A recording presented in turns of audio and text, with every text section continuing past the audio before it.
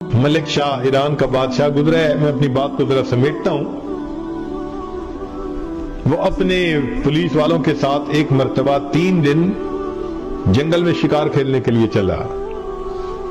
Police والوں نے وہاں ایک گائے دیکھی جو چر رہی تھی اور کوئی بندہ ساتھ تھا نہیں. انہوں نے اپنے آپ میں ہی سوچ لیا کہ یہ شاید آزاد گائے ہے.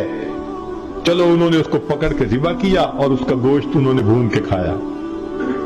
وہ گائے ایک بڑھیا کی تھی.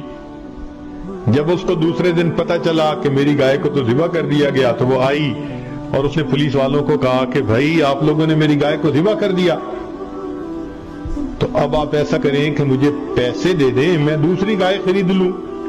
میرا تو گزارا ہی اس کے دودھ, مکھن, دہی, لسی کے اوپر ہوتا تھا. پولیس والوں نے کہا کہ ہمارے پاس تو پیسے نہیں ہیں. اس نے کہا اچھا اگر آپ کے پاس پیسے نہیں تو بادشاہ سے مجھے بات کرنے دیں. ان کا نہیں, ہم آپ کو نہیں موقع دیتے بادشاہ سے بات کرنے کا. تو وہ بوڑھی عورت بڑی پریشان ہوئی کہ اب میں کروں تو کیا کروں. اس نے کسی کو اپنا دکھ سنایا.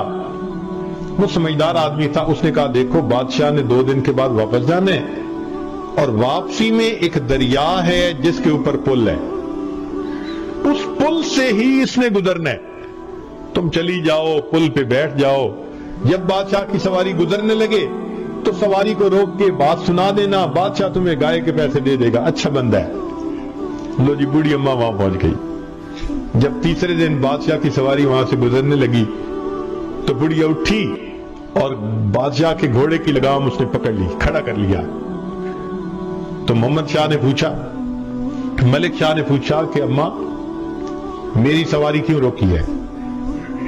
تو بڑھیا نے اس وقت اس کو ایک بات کہی کہ ملک شاہ میرا اور تیرا ایک معاملہ ہے. ملک شاہ میرا اور تیرا ایک معاملہ ہے. میں یہ پوچھنا چاہتی ہوں اس پل پہ چکانا چاہتا ہے یا قیامت کے دن پل صراط پہ چکانا چاہتا ہے؟ کہتے ہیں کہ بڑھیا نے جب یہ بات کی نا تو اس کی آنکھوں میں سے آنسو آ گئے. نیچے اترا, بات پوچھی اور اس کو 7 گایوں کی قیمت دی. 7 گایوں کی, اور 7 گایوں کی قیمت دے کے ہاتھ جوڑ کے کہا کہ اماں ادھر ہی معاف کر دینا, میں پل صراط پہ جواب دینے کے قابل نہیں. ہم نے اللہ کے جن بندوں کے دل دکھائے ہیں دنیا میں ان سے معافی مانگ لینا آسان ہے, ورنہ کل قیامت کے دن اگر پل صراط پہ ہمیں کھڑا کر لیا گیا تو ہمارا کیا بنے. اسی لیے قرآن مجید میں ہے کہ کچھ لوگ ہوں گے اللہ تعالیٰ کے سامنے سے جب جائیں گے نا, آپ نے دنیا میں دیکھا نا ایئرپورٹ پہ سکیننگ مشین ہوتی ہے, ایک ایک کر کے جاتے ہیں تو جس کے پاس کوئی میٹیلک چیز ہوتی ہے تو بیپ آ جاتی ہے, تو وہ پھر اس کی تفتیش کرتے ہیں, اور جس کے پاس کچھ نہیں ہوتا وہ سیدھا گزر جاتا ہے. قیامت کے دن اسی طرح ہوگا. ایک ایک بندہ جئتمونا فرادا کما خلقناکم اول مرہ, اللہ فرماتے ہیں ایک ایک کر کے تم میرے سامنے سے جاؤ گے. وہ سکین ہو رہے ہوں گے سارے بندے, اور جنہوں نے دوسروں کے دل دکھائے ہوں گے اور دوسروں کے لیے وبال جان بن کے رہے ہوں گے اور اللہ کے حکموں کو توڑا ہوگا,